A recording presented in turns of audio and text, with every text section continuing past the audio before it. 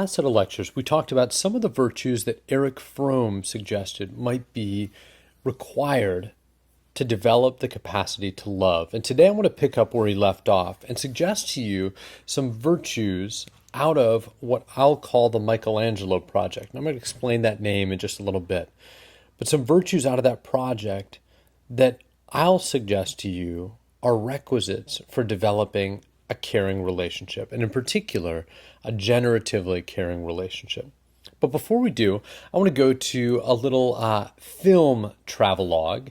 We're going to travel back to France around the time of the French Revolution. And this film clip comes from a film called Les Miserables, a musical that was actually based on a book by Victor Hugo. Now, there's a number of different characters within the film, but the main character is a man named Jean Valjean. And one of the ways to think about this book itself is as multiple different chapters that you could almost think of as experiments in character development. How do you transform a character into the kind of person you want it to be?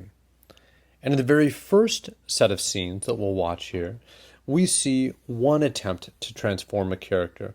Now, Jean Valjean had been arrested when he was a young man for stealing just a loaf of bread. He was stealing a loaf of bread to give to a starving family when he was arrested, put in jail, and at some point he tried to escape, and as a punishment for that escape, then became imprisoned for many years afterwards. And so at the time that we meet him in this clip, he's been in prison for over a decade, I believe, for the mere crime of stealing a loaf of bread. Now, you could think of the prison system as orienting itself towards character transformation. They ultimately want to punish the deeds so that they create people who do not break the law again. They want to change people into people who do good or live good lives. One way to think about this is justice without forgiveness or mercy.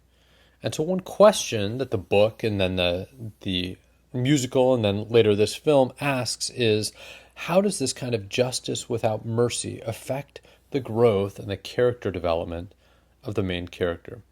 So we'll pick up here. This is one of the final days of Jean Valjean's prison term. So we're going to meet him as well as the man who has overseen his prison time.